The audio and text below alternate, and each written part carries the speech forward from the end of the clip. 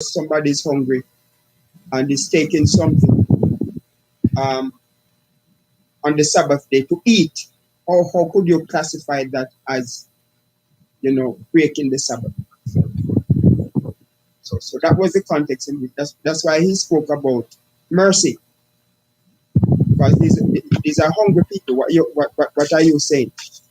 They are breaking the Sabbath, and therefore they are now talking about the law versus mercy, where they need something for their stomach. The scripture doesn't say how far they were walking, how much they did, but the fact that the word hunger comes up, love mercy must now be open. That all right, somebody is hungry, though it is Sabbath. And I remember back in the days we did these lessons. These are for me. I don't know about others, and probably my mom and our family members. These are not lessons that are new to us. I remember that sister from Mosley Hall, very, very old sister. She had a shop. And the question came up, if somebody was hungry, she lived apart from the shop. Would you go to the shop, open the shop, and give the person something to eat? And the answer was yes. You're not opening yourself, you're not trusting the person either. You're feeding. You don't know how hungry the person is, if they might die from hunger. Because people have actually died from hunger. So Jesus was just talking in that context. That to do good, to have mercy. Okay. Under the Mosaic laws, there was the written law of the Torah and the oral law of the Torah. Just like in the legal system, you have statute law and you have common law. The Pharisees accepted the written law of the Torah as authoritative than the oral law. You remember when Jesus spoke about them on the letter of the law and the spirit of the law? However, the Sabbath was important, but temple service takes precedence over the Sabbath. Matthew 12:5. Have ye not read in the law that on the Sabbath days the priests in the temple profane the Sabbath and are blameless? What did the priests do on the Sabbath day? Yeah, that is what I want to find that in Numbers. They burn incense. There was a sacrifice to be made. There was a sacrifice to be made, which involved slaughtering of the animals, the blood, and offering up the fatty part for the burnt offering. Mm-hmm. The Far East Seas say that they profaned the Sabbath, but they remained blameless because according to the Mosaic law, the temple service takes precedence over the Sabbath.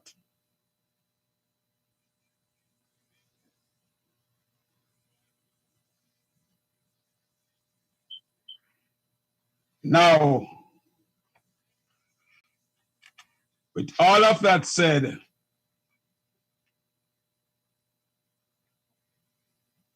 the questions are coming from, or should be answered from, Matthew 12:5.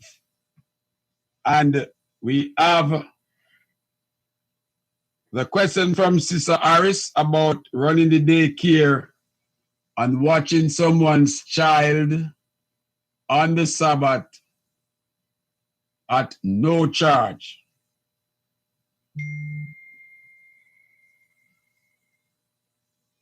And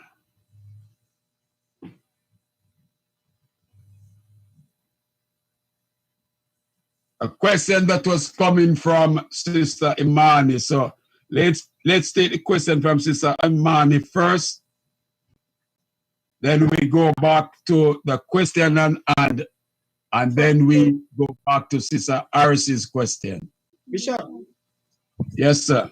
the first person I sent to you was Sister Berry. She had her hand up before, just immediately after Mom spoke. I had sent it in your chat. Perhaps you didn't see it. Well, no, I didn't see that. As I said earlier, I was writing down in order of who came and what they were saying. So he said, Sister Berry, wait, let me put her down.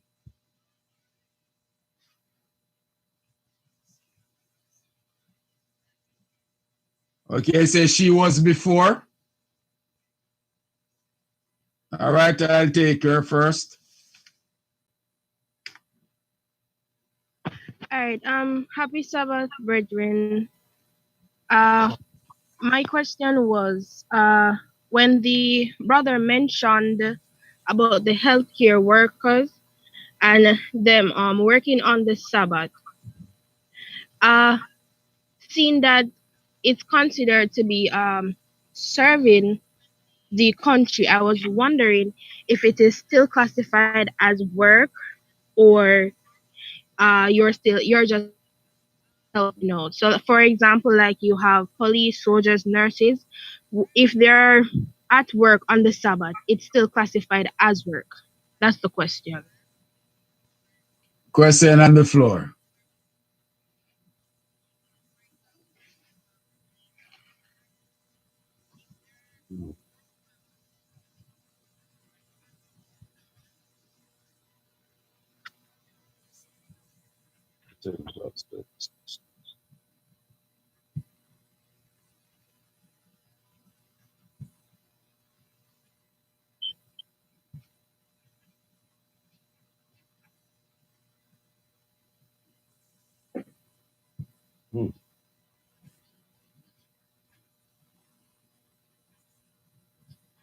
Come on now, brethren. You're all Sabbath keepers, I presume.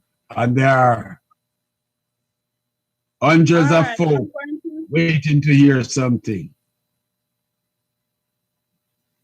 Yes, I'm going to try. Yes, it is work, but based on what I learned when I came into the Sabbath, that is like for instance the nurse and the soldiers and so forth are exempt because they are doing essential work. Essential. So in that case, they go to work on the Sabbath now and then. But in my opinion, I believe that, for instance, if you accepted the Sabbath and you're sending out resume, you should notify them and also pray about it so that if you're going to get duties on the Sabbath, they will change it. That is what I believe. When I was doing my resume, I stated it, and my contractor said to me that, what are you going to do? I said, I will switch with someone when it comes to like on a Friday because it's a shift work. So because of Corona now, I can't change anymore. So I just do not go to work on a Friday when I'm on evening shift. So my colleagues, they would say, I know somebody there is Sabbath and she worked the Friday night. I say, I'm not going to do it because if I can't work in the morning, I'm not going to accept it. And so that they were saying I got enough rest because I don't work Friday afternoon when I'm on evening shift and Saturday. So in my opinion, I believe you should let it known to your workplace so they can schedule for you. If you can switch with somebody, or you let them know that you do not work on a Sabbath. So it depends, and that is my take on it. Okay. Sister had mentioned about those in the medical field and those in the security field. That if they have to perform their duties on the Sabbath, is that still work? Sister Carlene gave a broad answer based on her experience and the decisions that she make in regards to that. So we are still asking for those in the medical field and security field being performing your duties on the Sabbath, is it still work? May I make a comment? Hello? Okay, go ahead. What happened? Hello? Am I being heard? Yeah, we're hearing you. Oh, okay. I was gonna say, I think that something like this, like the healthcare field and stuff like that, it's circumstantial. And the way I say that is because, like, I was thinking a while back when pastor said, when you're fasting, when you choose to fast, those who have or may have medical conditions are excused or may take their medicines, or if they need a drink or tea or something, they can do that during the fasting. Now, I think I take that and I apply it to, those who are in need of certain things that not everyone else has. I'm not saying it is okay for you to work and do all sorts of things, but I mean, if you are an older person or if you're a baby, you're a child, there's certain things you can and cannot do on your own, and you need help from others. So I do not see it as work. I see it as doing your duty in a way, because not everyone and everything can do things for themselves because of their condition that they're in. And I would even say that it goes as far as what was talked about earlier concerning the free daycare thing. I do not 100% do not agree that you should have it open. You shouldn't. Daycare should be shut down. It's a Sabbath. You're not supposed to be doing none of that. But depending on that person who needs the care, their needs, I feel like it is appropriate, depending on what their specific needs are, to assist them free of charge. It's all circumstantial. And keep in mind, you should not take advantage of the circumstances or like, oh, well, my child have a cold, so I have to do this and do that, or whatever it is. Don't take advantage of it. Just keep in mind that certain people need certain things. Therefore, certain people should be available to help with that. Pastor Heron. 1 second, Saville. Let me make a clarification. If a person with health issues choose to go on fasting, or the church calls a fasting, you must take into consideration your health issues. Whereas if you are on what is called maintenance medication, for example, diabetics. However, if the Lord sends you on that fasting, you have nothing to be concerned about. Everything else gets suspended. You need no food, you need no medication. I see you on Mother Mac. You need no food, you need no medication if the Lord sends you. But if the Lord doesn't send you, then you use wisdom. And back in like the days of Moses, there were no nursing homes or stuff like that. Family members take care of the sick. So if someone is sick or in need of special care, family members would be doing that. And especially among the Israelites, the person who is sick is already a commandment keeper, and the person taking care of them is a commandment keeper. The picture changes now in our modern days. And that's what we are looking at now. Go ahead, Mother Mark. Oh, Then Sister Fen.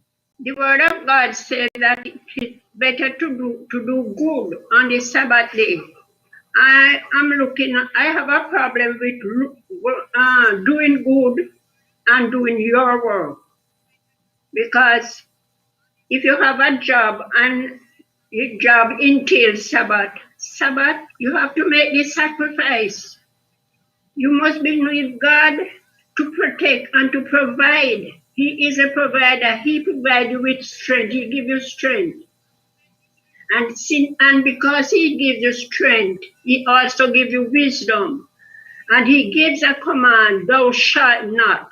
And remember the Sabbath day to keep it holy. And if you are to do good on the Sabbath day, you are going to balance the good they are going to do on the Sabbath day with your job. The job is not, the Sabbath is not for no job. No job at all. I don't care what it is. Because He is a provider. I have personal experience when I say that. Because if you decide that I'm not going to, He make a way for you. And you have to make the sacrifice. After the Lord see that you are going to make this, He provide. That's how we believe God in whatsoever He does. We can't serve God without faith. We have the faith to know that He is a provider. And if you set your mind to worship, to serve Him, He will provide.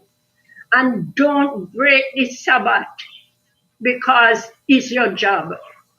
It's a no-no. Ask the Lord to make the way possible for you so that you can serve Him because He is Lord of the Sabbath. Okay, Sister Fen.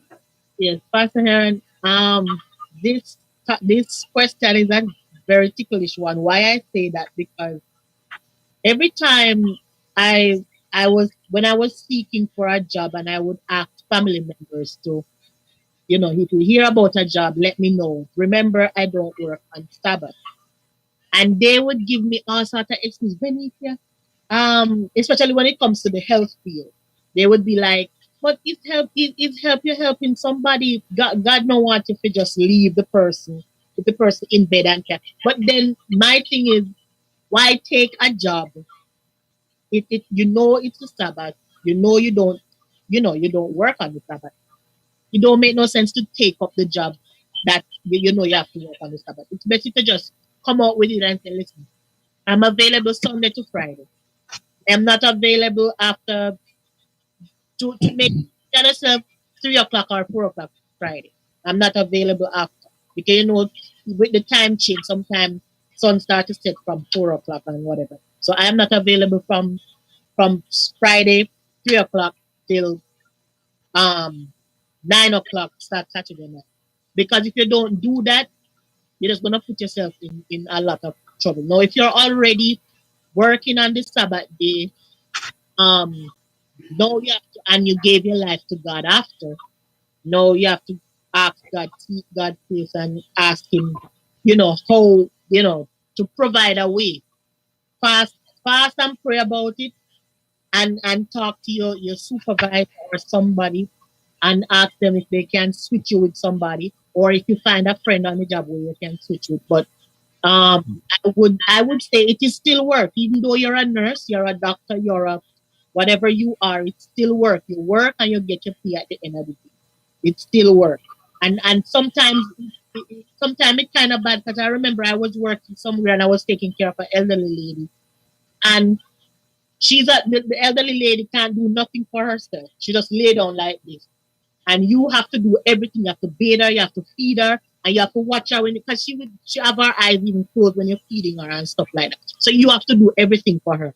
And I remember nobody would, when we called for the agency for somebody to come look after her, when they came and saw the amount of work with this lady, then just wheel and go, then just leave. And then I end up now having to go that day And I didn't feel real comfortable doing that because I don't work on the Sabbath, but at the same time, the lady by herself lay down in the bed and nobody was there to help her. So I end up going. But what I did wrong, what I really did wrong was after that was to end up collecting money to work that day. I shouldn't have done that. I shouldn't have done that. I was concerned for the lady, but then again, I end up, getting payment for it. That is wrong. But I would advise people, listen, you don't work Sabbath, don't take a job, or make sure you tell the people up front, I don't work on Sabbath. And if you're already in a job and you give your life after, or you recognize the Sabbath after, then pray and ask God to work out something. Because sometimes God can work out something. God can probably switch somebody with you and you don't have to work the Sabbath. But whether you're working in the health field, security field, if you're working on Sabbath, you're working on Sabbath. And even if it's volunteer, we have to be careful because a lot of people that don't keep the Sabbath say, oh, well, I'm feeding the poor. I'm doing this. I'm doing good deeds on Sabbath. And they feel like just the good deeds on Sabbath is keeping the Sabbath. But God have his specification how we're supposed to keep the Sabbath. And we have to be very careful. But people out there actually think that because they're doing a good thing, it is keeping the Sabbath. But you have to be careful. So. Okay. Let me put a reality check here. In the United States, there was a time when the Department of Labor states if a employer has 7 or more employees, then they are entitled to their day of worship. Doesn't apply anymore. All that is changed.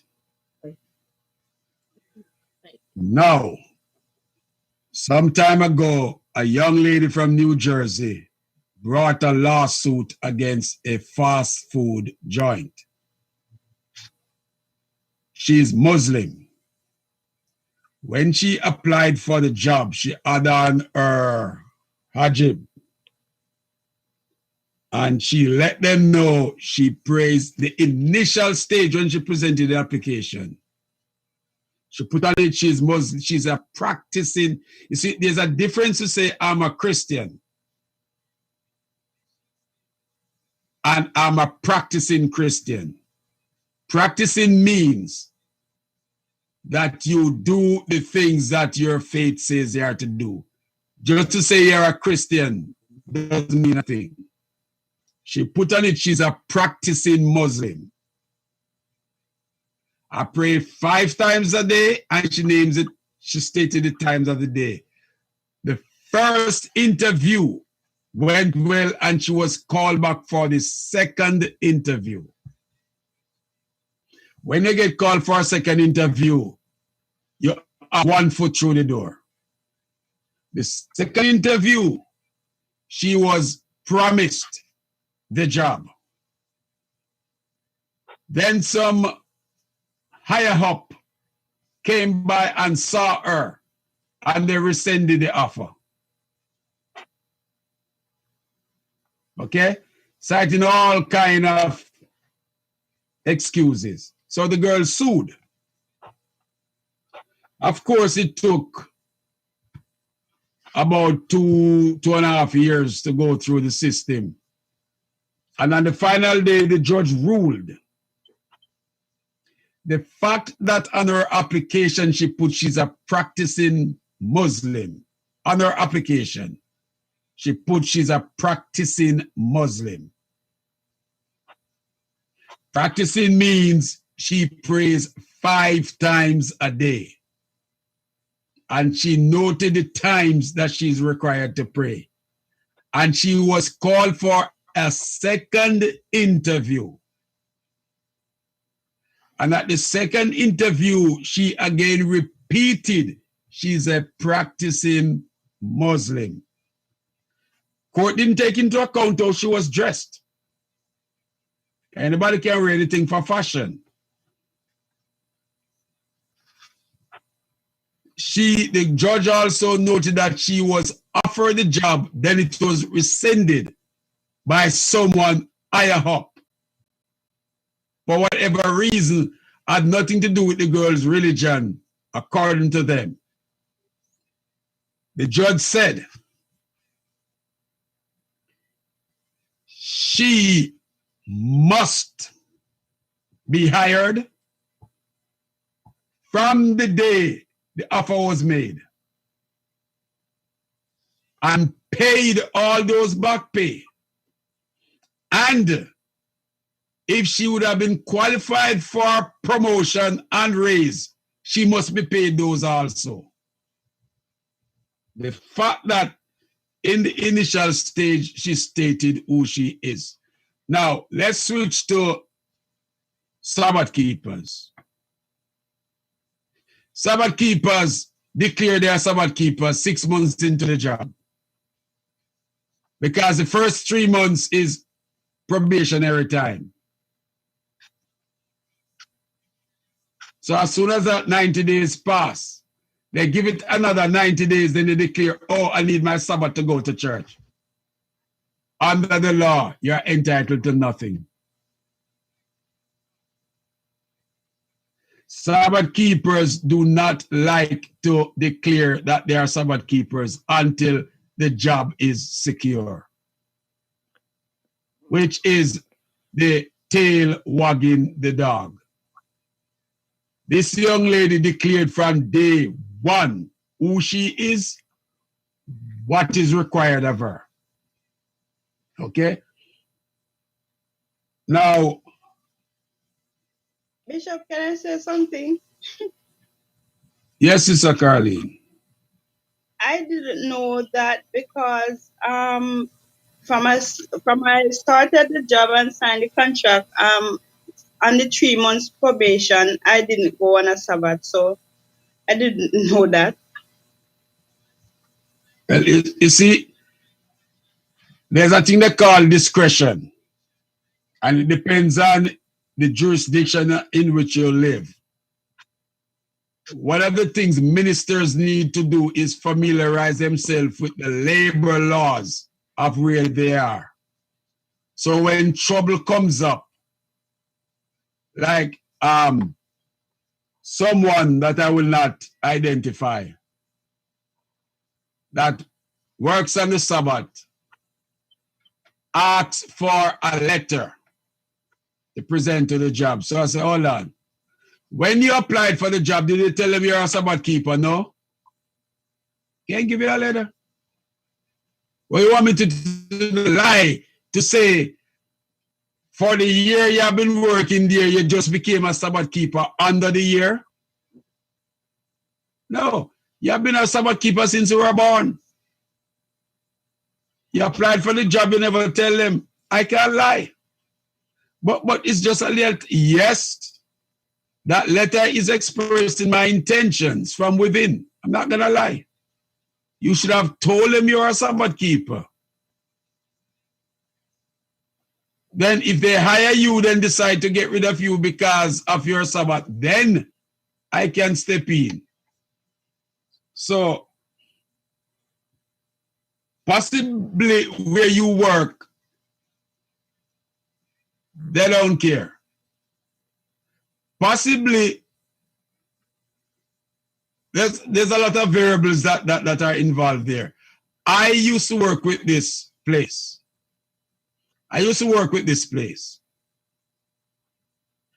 And from the very day I went into the owner's office and sat down, and we greeted each other, I let it be known, I'm a Sabbath keeper. As far as he's concerned, Sabbath is Saturday morning to 6 o'clock Saturday evening. Said no. From sunset Friday evening to sunset Saturday evening. You know how many times I got into trouble, brethren? I'm pulling job tickets that the customer wants me to come after 4 o'clock. As 3 o'clock, my radio goes off. don't your Sabbath start? Say, no, it's sunset. As far as they are concerned, it's 3 p.m. So by the time I get back to the office, do paperwork and everything, when I reach home, sun must be still up in the sky because I stated it from day one.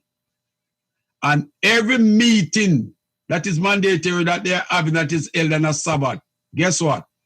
Monday morning, I get documentations about what took place in the meeting. It's all about being upfront. God will stand with you.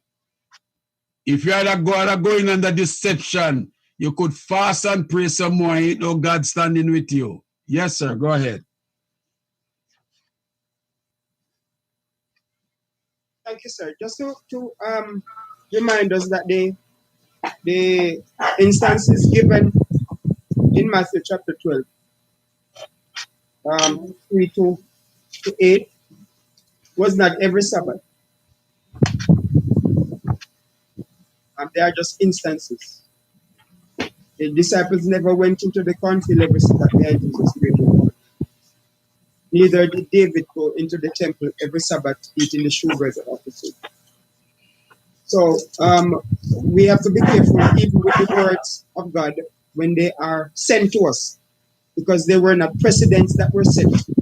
They were examples that were given. When Sister Harris asked the question, it's not the first time she asked it either. When she asked it, I took into consideration a lot of stuff. And I heard the Sister Imani, with the broad base and such a perfect way that she put it, that there are always going to be circumstances beyond our control. The brother that is here with us, it was an emergency. Came in, he had to put his clothes in a bag. I couldn't have him this morning coming on the service in a crushed pants and shirt. So for the first time in umpteen years, my iron was plugged in so that his shirt and his pants could be ironed out. So there are always going to be circumstances beyond our control. You are asked one day, you own a daycare. This is customer related. One of the customer asks you to keep the baby for a Sabbath. Thinking about the years that you've been keeping that baby, the type of customer, whatever. You could just get up and say, no, my mom is Sabbath. But if this thing becomes now habitual where every Sabbath the baby is dropped off, it practically becomes a job. So in everything, in every question that is asked, we can't just jump and say yes and no. Because that's what Jesus did with the Pharisees. He says they are hungry. This is not an every Sabbath thing, but right now they are hungry. David, the Bible said again, was hungry. He didn't do it out of spite or do it to prove that I am a king, I can eat the shewbread of it. No, he was hungry. So there are going to be instances where we have to, the Bible speak of the horse or the ass falling into the pit. That's not going to fall in the pit every Sabbath.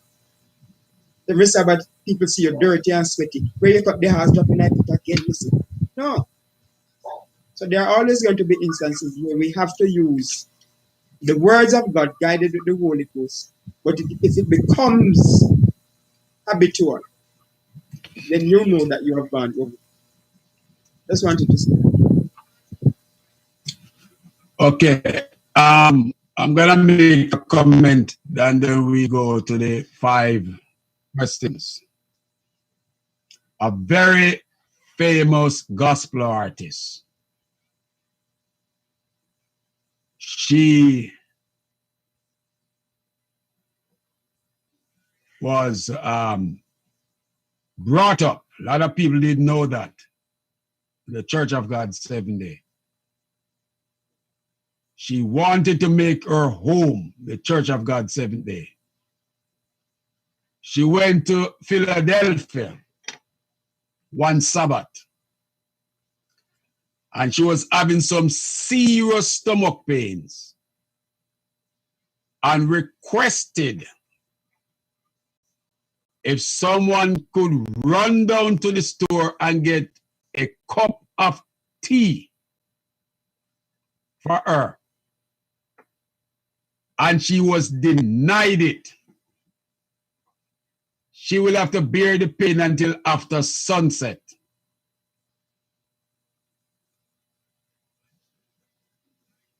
And she bore the pain until she was able to move, and she left and never returned.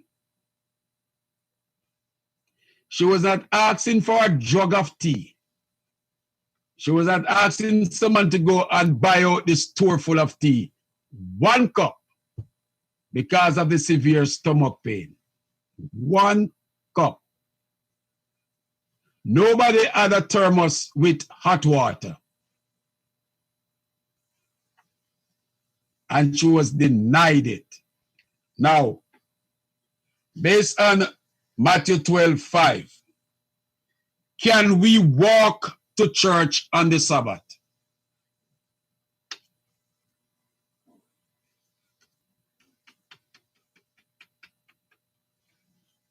Come on, Virgin, pay attention.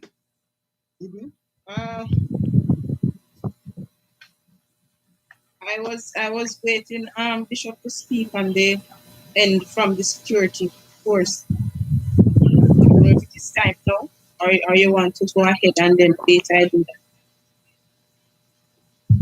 Yeah, let's get these 5 questions out the way. Can we walk to church on the Sabbath? Depending on the distance that some churches are, no, we can't.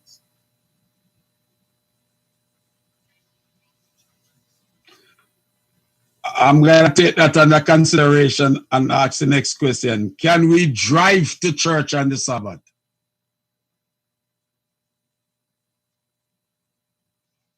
Yes. I would say yes, sir, because sometimes when I have to go to church in New York, I drive to New York from Pennsylvania. So, Is the question, should we or can we? I'm going by the questions as they have it. Okay, and the question is, can we? Can we walk to church on the Sabbath? The sister said, depending on the distance.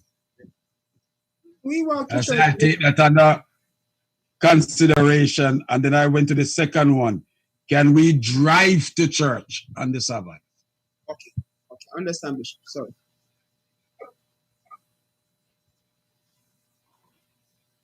So if it depends on the distance of walking, does it mean that it's too long to walk, or we should not walk? Walk to church. Too long to walk. I think the questions are going up against the scripture, Bishop, that speaks of the Sabbath day journey.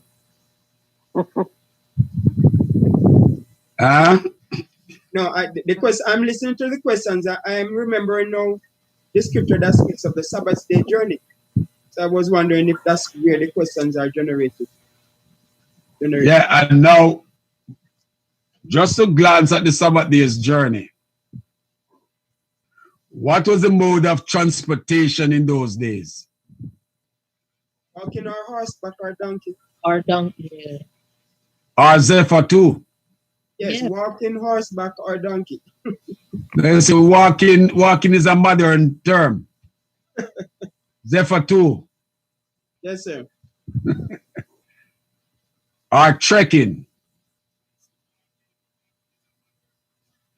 And because of the distance, the Sabbath day's journey, which I don't have it at my fingertip now, in our measurement, was a certain distance. And right now,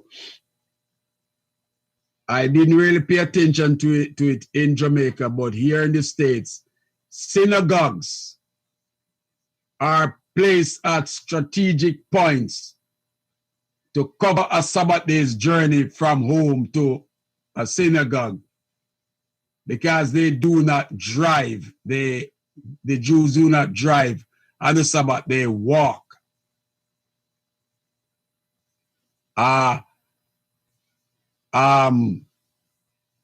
Jews were heading to a certain area to attend synagogue the Sabbath, and the Friday evening, their car broke down. And they were pushing the car. And sunset, and they left it same place. And the nearest place they got to was a hotel. They decided to stay at the hotel and have Sabbath there. The hotel manager figured out what was going on and had a tow truck bring the car to the hotel. And had a mechanic ready to start working on the car after sunset, because he understood a little about the Jews. Now,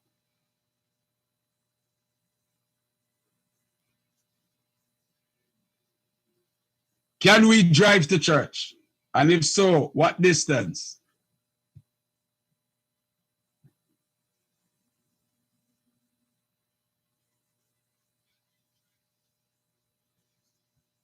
Come on, Sabbath keepers. These are questions that folks have. I think there's nothing wrong with driving to church. It's not a form of work. In my opinion, I mean that specific part is not a form of work. I do understand that cars take gas and gas take money, but the end result is to fellowship, and God wants us to fellowship with our fellow members. Sorry. But that's the end result, is to fellowship, and that's what the goal is. And as long as we maintain that goal, and that's the only goal we have, not to go stop by the store and grab a snack or whatever, because you can bring that with you. But as long as the end goal is to reach your other fellow members and worship God together as one, then I don't believe that there's an issue with that. And if it's not too hot, and if you're able to walk, or especially with the elderly as well, you have to keep in mind, if you have the elderly or young children with you, you have to use common sense. You cannot take a old lady and ask her to walk in at sun all the way to church. That don't make no sense. You have to use common sense. God gave us wisdom, so use it. If you are able to walk to church, it's right down the road. You don't have nobody with no illness, sickness, and sure, then I don't see nothing wrong with that. Go ahead. But, just use wisdom. Use wisdom. Sorry, Vidisha. Okay. Pastor Hearn, I don't think there's a particular, you said what distance? I don't think there's a particular distance. Why I say that? Because there are people that they leave one city to the another city to go to church. And yes, some people would say, oh, you passed all of these churches to go to that church. But you know what? You go to a church where you're fed spiritually. If that's your church, that's your church. And if you live far, you live far. And then also they have people that they are pastors, or they're, I use the word apostles, but they what should I say? They watch over certain churches, and they may have to drive at certain distances to go to each church, and it might be far. So I don't think that there's a distance, like, it have to be a certain distance that you drive or walk. Okay, Pastor Mark. Yes, sir. According to Acts chapter 1, verse 12, speaks of a Sabbath day journey.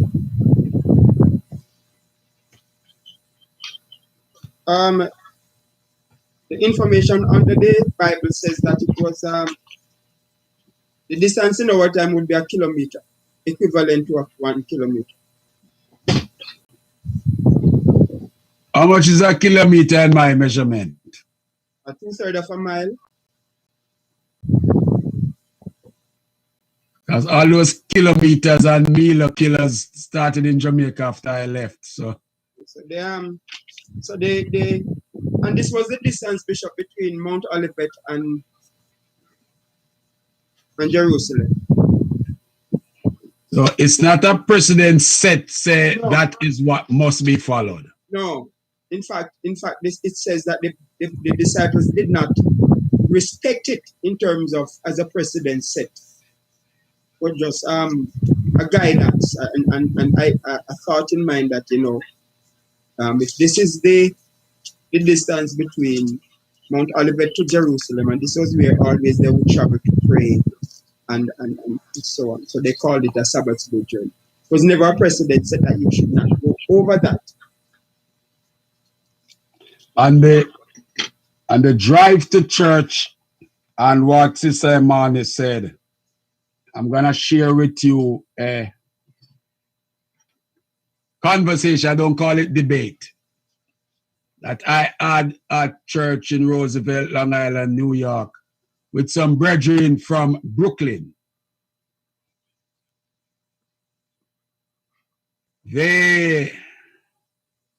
Not Brooklyn, from the Bronx, Church of God 7 Day.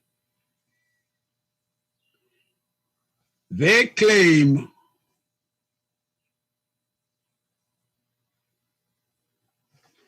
that they do not transact business on the Sabbath. One thing they say that I agreed with 100%. They filled up their tank from Friday, which every Sabbath keeper should practice that. Get your gas ready, check your tires and everything. Not Sabbath. However, instead of taking the toll, one of the 2 toll bridges to get to Long Island, they went through Manhattan,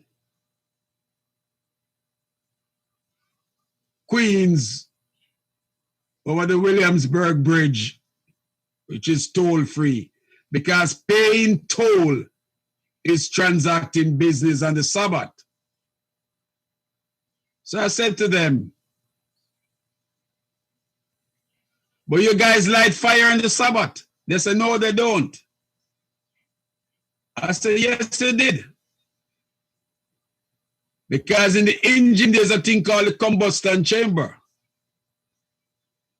where there's a spark from the spark plugs that ignites the gas that turns whatever it needs to turn to get that vehicle moving. So from the Bronx to here, you have been burning fire. And they all went silent.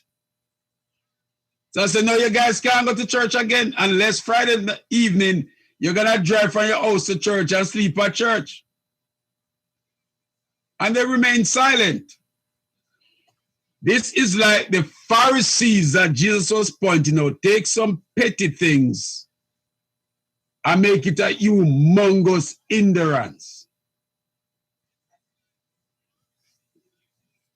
Now, the next question is, can you prepare the church for worship on the Sabbath?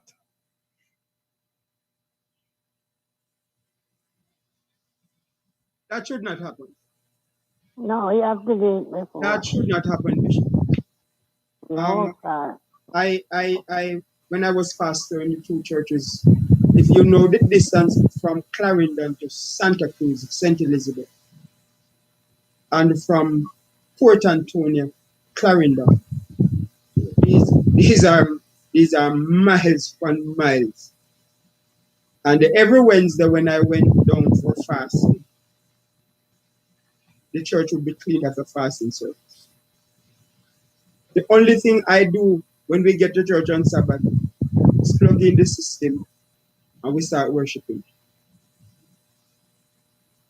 I am just thinking, I could not even imagine it, Bishop, but I'm just thinking, can you imagine I bring down guests in that bus and And when we're going down, you go down with one bus and 4 cars. That was not even just the bus alone. And when my guests get to church, they hear toilet flushing and us going out, face basing and telling them to excuse me to wipe up the floor and all of that. That's just not even outside of breaking the Sabbath.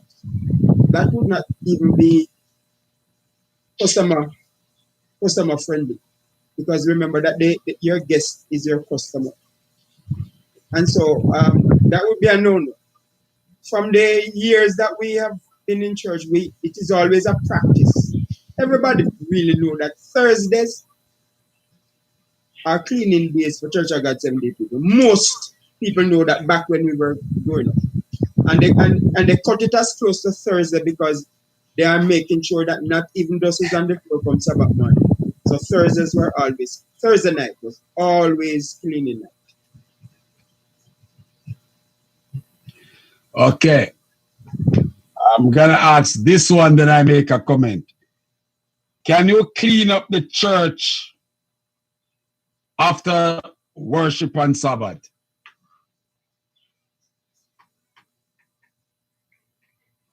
We finished after sunset. I've never left church on a Sabbath before sunset. It doesn't matter which direction I'm going and how far I am. Sunset is when God's Sabbath ends. And so after sunset, yes, anything can be done after sunset. The Sabbath has ended. Okay. Can I ask a question? Sure. So what about, like, okay, keep in mind that the church is not just grown people. The church has children. People eat at some point in time, not directly in the church, obviously, but like in the lunchroom, if you have a lunchroom, or in the back, or whatever the case. Now, it does not make sense to me, and this is just how I'm thinking. If I'm wrong, I'm wrong. But it doesn't make sense for me to leave the stuff until the end of Sabbath. I'm supposed to just leave all of the food stuff that possibly may be on the floor after the children then run up and down in there, or whatever the case may be. Messes will happen. Things will happen. Sometimes you find tambourine in the back of a seat or something, just piling up or something like that. Songbooks out of place. Like, I feel like in that moment, if you see it, pick it up to maintain the church. It's not necessarily cleaning everything up at once, but to maintain it. If you see it right there, if it's something you can clean up really quickly, then clean it up to maintain it, and then go about the rest of the day in service. Is that not okay? The first thing is, that's why God has ordained leaders for his congregations. Now, to be a pastor and see brethren littering the house of God, and then to ask them after it is littered to clean it up so we can get on with service, that is a big no-no. One, even as poor as we were back in our days, Bishop, we never had no lunchroom.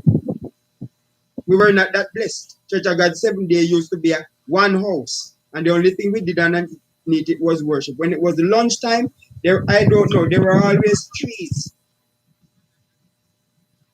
And if we even had to use the same house for eating, people had this respect for the house of God that nobody was going to drop 3 strips paper, bun, bread bag, and all of that on the floor while they were eating, and then go through a cleaning process to get back to another service. No. It is a discipline, Sister Imani and brethren. There has to be a discipline where the children of God are concerned, that everything we do in the house of God has to be disciplined. Now, when it comes to children, it is like a record being played. You always hear, take the children outside, brethren, and refresh them. And for trafficking, the children were always monitored. And please forgive me, remember that I'm speaking from the old school and from where I sit, even in my time, before the coronavirus came, where I was pastoring our leading church. the precedence was set. There are some things I don't allow. I don't care who you are. I don't care if you even are visiting bishop. You get to where I am. You don't eat and throw things all over the place. If you do that where you are, fine. But I am going to whisper. Very mindful of the fact that of your rule and authority. I'm going to whisper and tell you, hello, could you take that outside in the car or so? I don't allow. Certain things are not permitted because it's one thing to do it and then have to clean it up when you could have prevented it in the first place. So that's how I not only I look at it, Sister Imani, that's how I do it. There's no wholesale eating and dirtying up the temple of God while you are on lunch or on lunch break. It does not happen. I agree with you. I just wanted to say to keep in mind that, not saying that we're doing these things on purpose, because obviously we should not. That's very disrespectful. So I'm just saying, throughout the course of the day, in my opinion, I'm expecting that one or two pieces of whatever crumb is going to be on the floor, not purposely put in there, but maybe somebody missed something and it's on the ground. So I feel like it would be appropriate at that point in time to, if you see it or, just pick it up real quick to maintain. That's just what I mean. Not we're just throwing things all over the place, because that don't make no sense. If that makes sense, what I'm saying. Let me show you. Okay. Let's go to the final one. What type of work can be done on the holy day?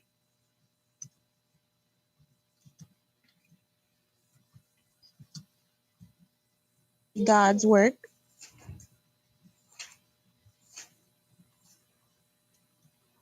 According to Matthew 12:5. Oh. The man better than a sheep. Wherefore it is lawful to do well on the Sabbath day.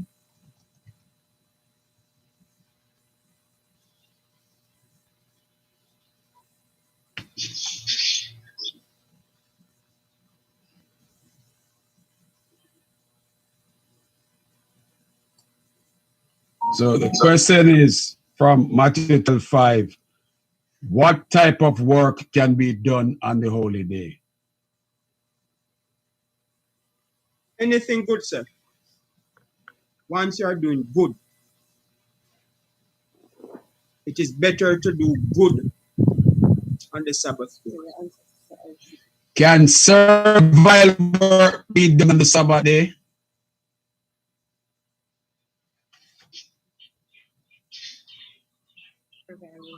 You mean your everyday job, Bishop? Can servile work be done on the Sabbath day? No, sir. 6 days for your servile work. No. 6 days for your servile work. So what is servile work? Your everyday job that you go to, whatever that is. Oh.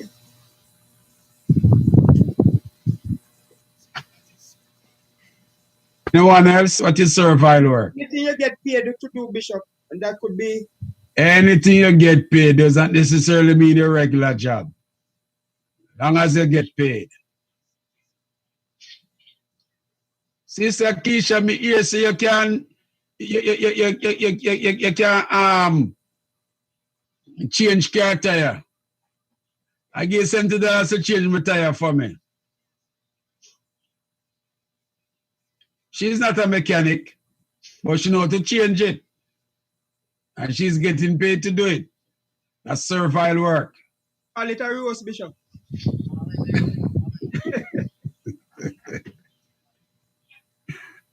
Call it moonlighting. Okay. Finally, my brethren. Matthew 12:12. But we're going to do 11. We're going to do 10 to 12. Matter of fact, 10 to 13. Matthew 12:10 through 13. Behold, there was a man which had his hand withered, and they asked him, saying, Is it lawful to heal on the Sabbath days? That they might accuse him. And he said unto them, What man shall there be among you shall have one sheep, and if it fall into a pit on the Sabbath day, will ye not lay hold on it and lift it out? How much then is a man better than a sheep? Wherefore it is lawful to do well on the Sabbath days. Then saith he to the man, Stretch forth thine hand. And he stretched it forth, and it was restored whole, like as the other.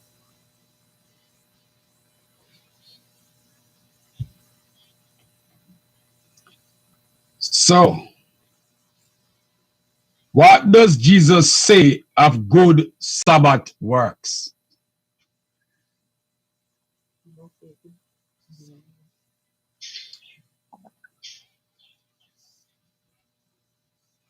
That it is lawful to do good on the Sabbath day. Let me ask you this now. This is addressed to the brothers. You're dressed in a nice 4-piece suit, very expensive, heading down to church. Along the highway, there's an old lady with a punctured tire. Don't even know what a spear look like. Are you gonna drive past her and wish her well? Or are you gonna stop and change the tire for her?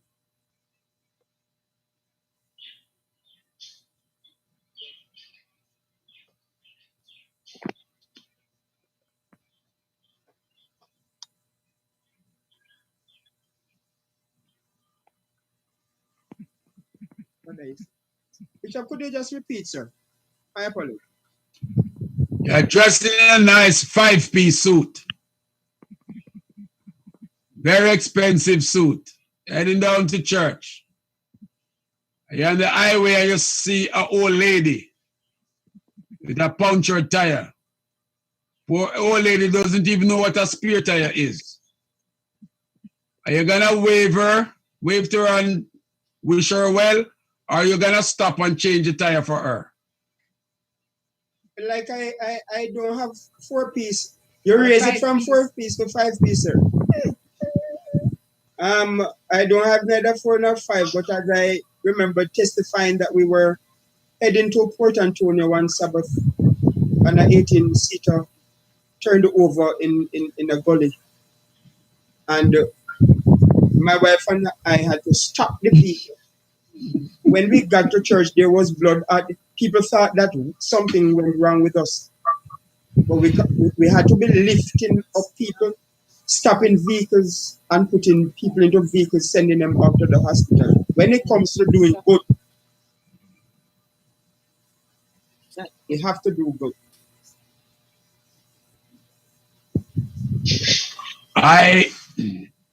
One Sabbath morning, I got a call. The house, they're on a well. They use a jet pump. The occupant of the house is dependent on the water in the house for survival.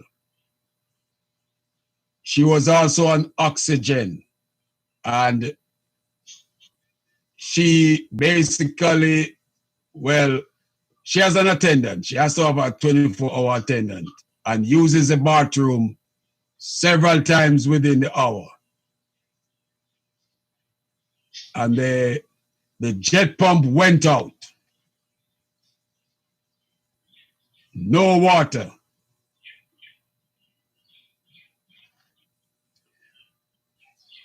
So I told them, I will come by.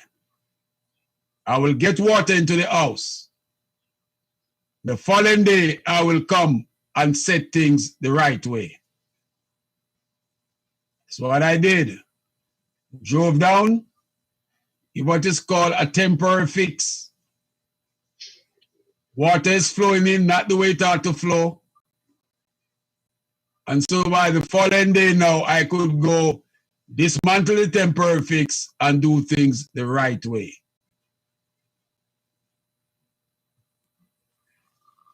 Now, should I have told that customer, you got to wait until Sunday because I ain't coming by your house Saturday night when mosquitoes out?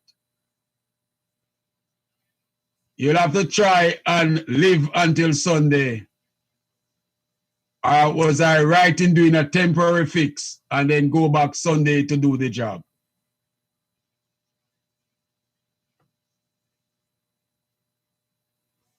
You were right.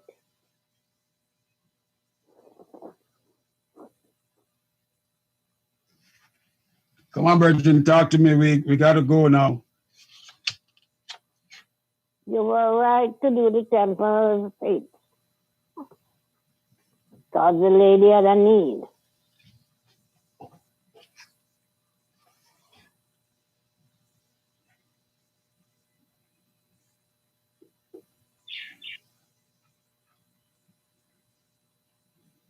Okay. I am glad that we had this discussion about the Sabbath. Many things came out, many things were clarified, and many now have a better understanding of the Sabbath and what is required, what is allowed, and what should not be done.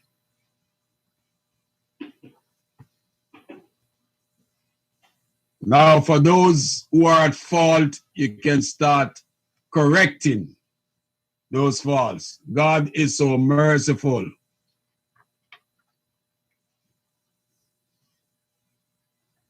Wait.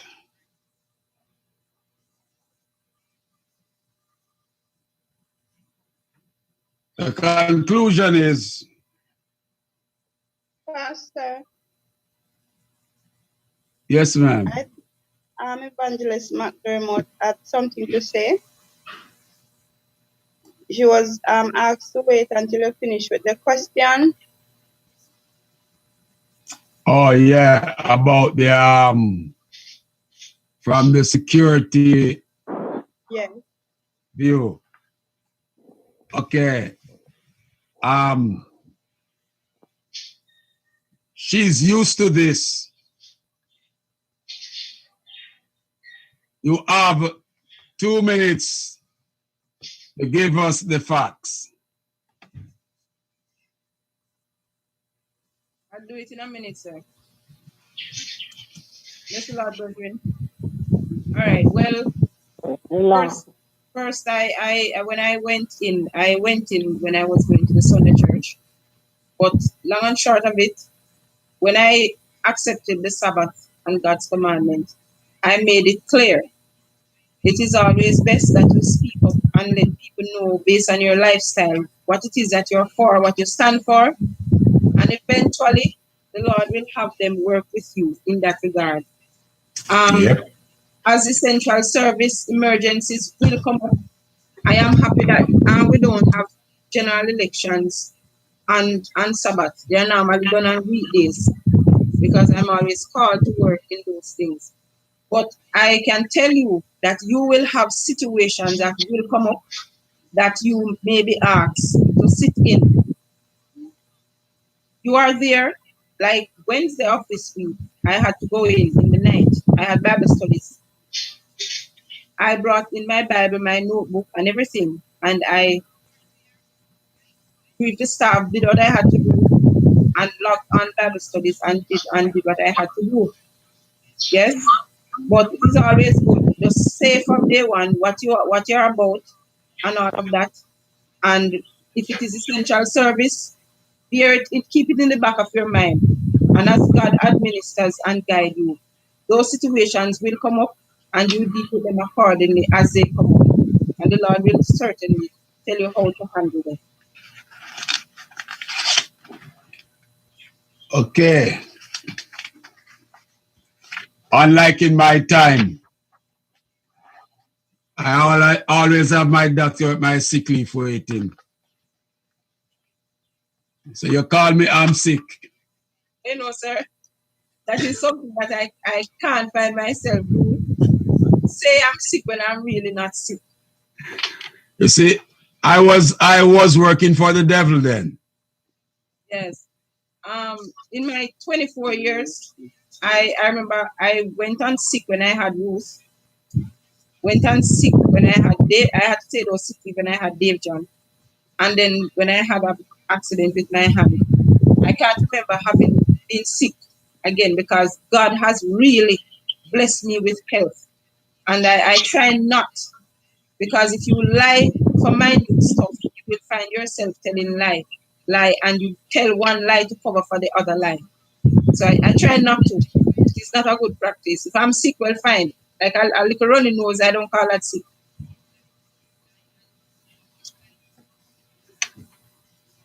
Well, on the strength of that, we're gonna break now. Pastor Aaron? Yes, ma'am. Okay, may I say just a clarification here? I take the child every other week. It's not every week, and it is not normal work then, because throughout the week we have a set program where we deal with the children and teach them and all of that. This child, she's here. I fed her. She's sleeping now. Her grandmother would normally come by 3:30. And I remember a particular time when her grandmother was in a rush to come and get her. She said, the mother said that, remember, it's Auntie's Sabbath, so hurry up and go get the child. So what you're saying to me now is that I need to tell the parents that I can't keep this child any longer because it's my Sabbath. That's what you're saying to me, Pastor? No, you're saying that I say to you. I'm asking based on all that has been said. I don't Listen. see where I get an answer. So, Arson, I don't know if you saw a message I sent to you. Oh, no, I don't. I'm sorry. Because there are other variables to this that Okay. need to be taken into consideration. Okay, I'll check it. And then let me say It's this. not just on the, what you say, on the surface. Okay. There are That's other why variables that needs to be taken into consideration. Then you can give a definitive response. Okay, well, I said that. Okay. And let me say this though. For the pandemic, there was a child every Sabbath. And the parents and I take child with me every Sabbath. So I just want to know where I'm going wrong to do that. That's it. Let me just say this before we close. At the end of the day, it is what God says. Let us all remember that. At the end of the day, it is not what I say to you or anybody else. It is what God says that is going to matter. Yes, man. Do the right thing.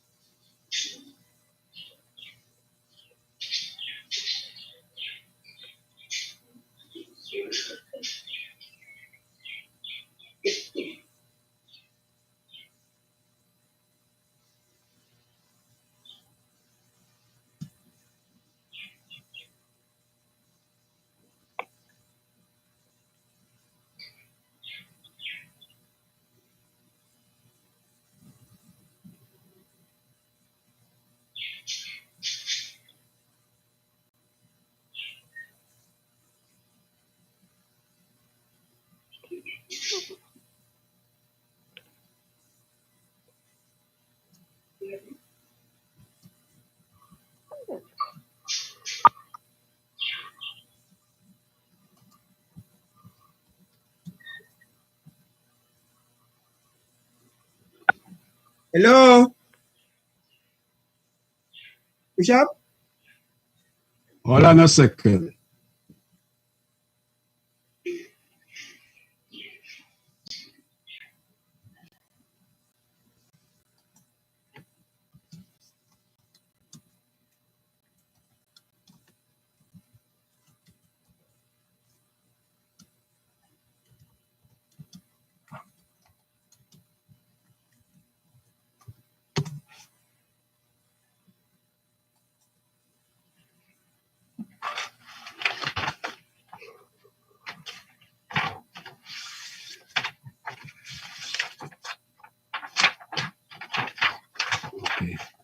All right, what time is it? 3:15, 4:15. All right, let's. That one is okay. Let's make.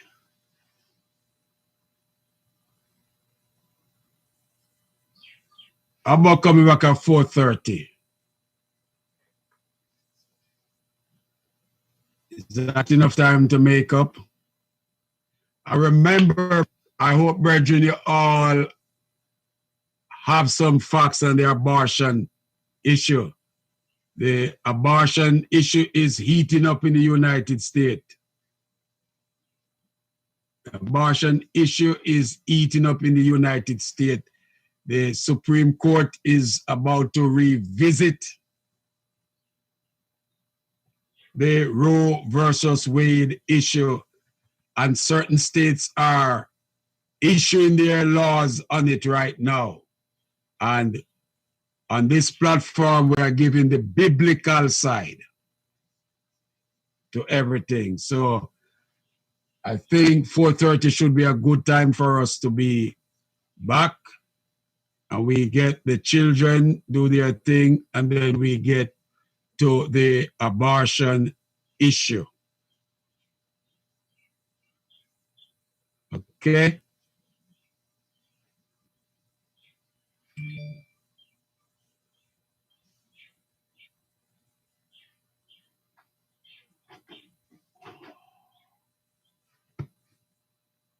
So see you back at 4:30.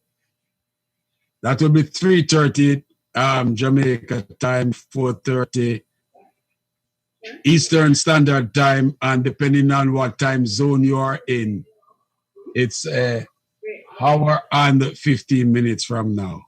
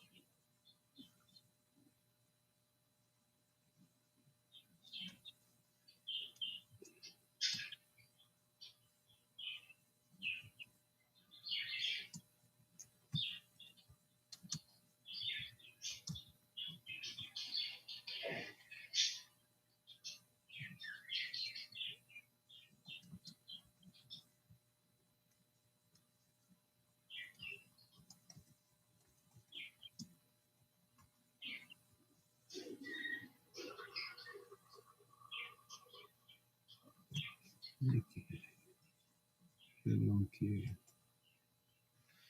I don't need to stop it.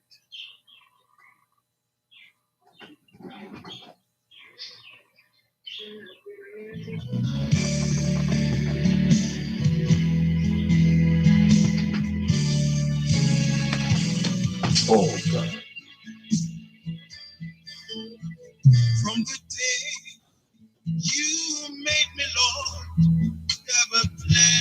for my life. For once I was blinded by the gifts of this life. From the moment you touched me, I now can see my burdens